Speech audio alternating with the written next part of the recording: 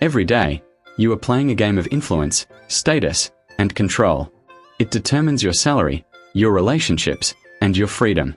The moment you decide you don't care about power, you become a pawn in someone else's chess game. But what exactly is power? It isn't a title, or wealth, or a physical advantage. Psychologically, power is simply the ability to control attention and allocate resources. When we strip away all the moralizing, the naked truth is that power is applied psychology. It exploits the deepest flaws and hardest wired instincts of the human mind: insecurity, bias, cognitive overload, our need for validation. We've been fed fairy tales about how the world works. Today, we look at the psychological truth. We are diving into the 5 laws of power they don't want you to know. These aren't rules for becoming evil. They are blueprints for becoming manipulatable. We will expose the psychological principles behind them. By the end of this hour, you will see the subtle forces that dictate every interaction in your life. Now, let's establish the ground rules. These laws are uncomfortable because they expose the dark, pragmatic side of human nature. Our goal is not to adopt this darkness, but to equip you with the psychological literacy necessary to spot the manipulation before it costs you. We begin with the most common workplace disaster. Law 1. Never outshine the master. The surface rule is simple: don't make the boss look bad. But the psychological engine driving this is ego defense and the scarcity mindset. The master's position of power is deeply intertwined with their self-worth. It's an integral part of their identity. When you, the subordinate, shine too brightly, you are not just presenting a good idea, you are presenting an existential threat to their carefully constructed self-concept. The scarcity mindset views respect, attention, and brilliance as a fixed amount. If you are brilliant, the master subconsciously perceives a net loss in their own store of power. Their defense mechanism is activated, resulting in rationalized suppression. They won't fire you for being smart. Instead, they will frame it as a flaw in your character or judgment. They lack emotional intelligence, or they're too aggressive. The real reason? They threatened the master's psychological equilibrium. Think of Icarus. He flew too close to the sun, the master, and was melted not by heat, but by his own ambition. The deeper application: defense, the art of the assist. The counter move is to redirect your brilliance. This is the psychological principle of positive reinforcement. Your job is to make your superior feel more powerful because of you.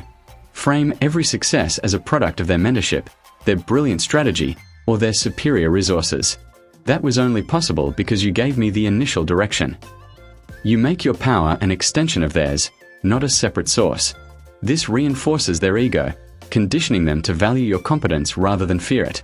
Case study and takeaway. Consider the famous relationship between the composer Salieri and Mozart. Salieri, the court favorite, couldn't tolerate the raw, effortless genius of Mozart. He didn't criticize Mozart's notes. He attacked his character, his behavior, and his manners. Salieri used rationalized suppression to destroy a threat to his reputation. The lesson is that the master must maintain the narrative of being the smartest or most indispensable person in the room. Your brilliance is a resource to be carefully deployed, never a weapon to be carelessly brandished. Law 2. Never put too much trust in friends, learn how to use enemies. A harsh law, but rooted in the psychology of familiarity. Why are friends dangerous? Because we drop our cognitive defenses. With a friend, we are susceptible to confirmation bias.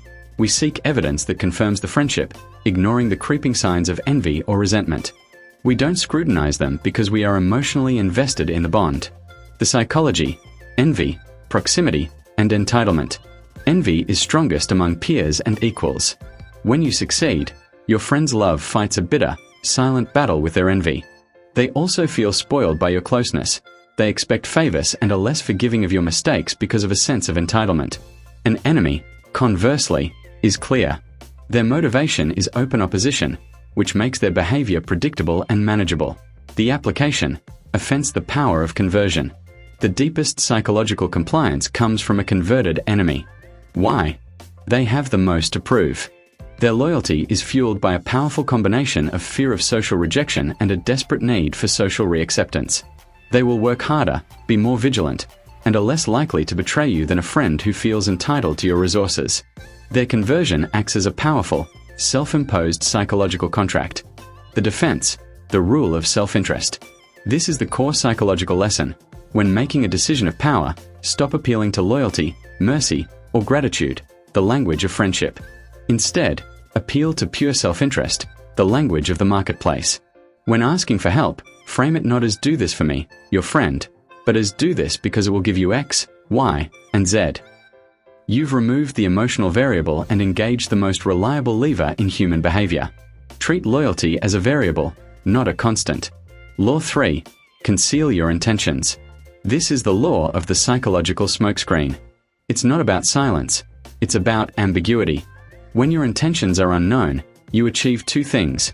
You keep your enemies from preparing, and more profoundly, you exploit the cognitive load. The psychology, mental fatigue, and the Zeigarnik effect. The human brain is a prediction machine.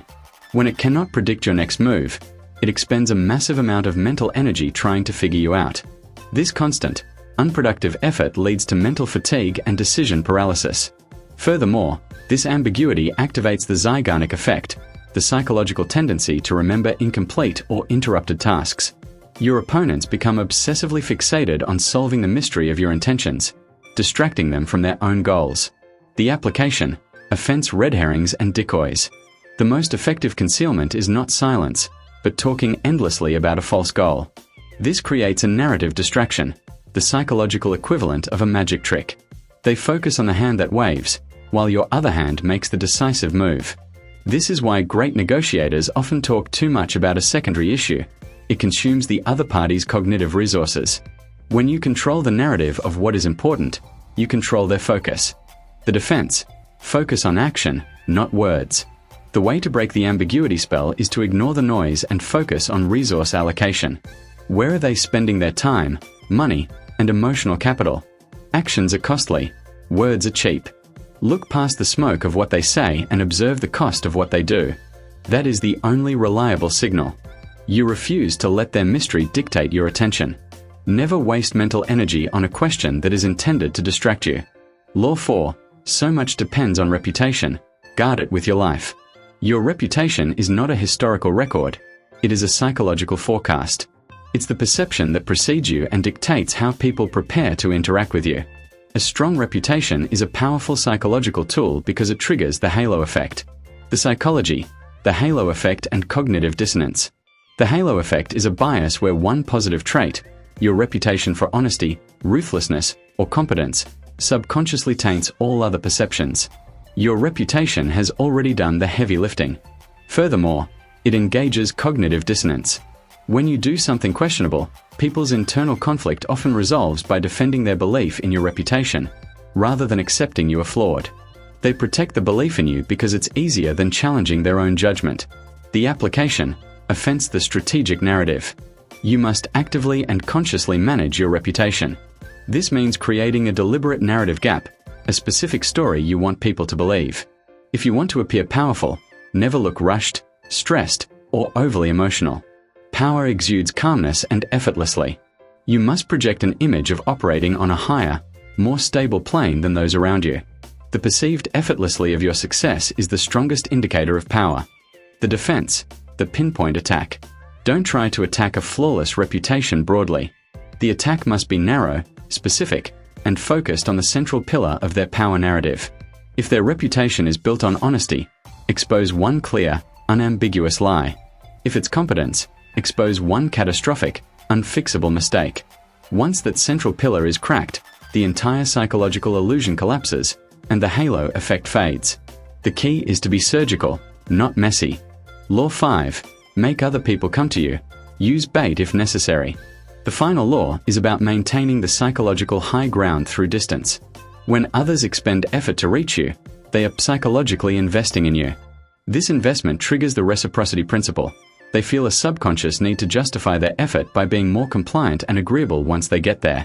The psychology: value through scarcity and conditioning. People value what they have to work for. By making yourself the destination, the prize, you are applying behavioral conditioning. You are teaching them that your time, your attention, and your resources are scarce and valuable. Conversely, if you always chase others, you devalue yourself and condition them to take you for granted.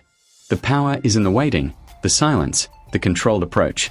The value is not in what you give, but in the effort required to get it. Let's review the 5 psychological laws that dictate power dynamics. Law 1. Ego defense and scarcity. Manage the master's insecurity. Law 2. Predictable self-interest. Trust the motives of enemies over the emotions of friends. Law 3. Cognitive load. Use ambiguity to paralyze opponents with mental fatigue. Law 4. The halo effect. Let your reputation do the work for you, serving as a psychological shield. Law 5. Reciprocity and conditioning. Make others invest in you, thereby ensuring their compliance. These laws reveal an uncomfortable truth. The world responds not to merit alone, but to psychological strategy. Power is the ability to understand and leverage the predictable flaws in the human mind. The greatest mistake is assuming that others operate with the same sense of fairness or openness that you do. They don't. They operate on emotional impulses and ingrained biases. We have unmasked the 5 forces that shape your world: ego, envy, ambiguity, perception, and compliance. Remember, power is a tool. It is neither good nor evil. Psychological freedom is power. You don't have to use these laws to manipulate, but you must know them to stop being manipulated. The world is full of players who operate on instinct, but you are now equipped with the psychological blueprint. Apply this knowledge, observe the game, and refuse to be a pawn. Go out there and play the game with your eyes open.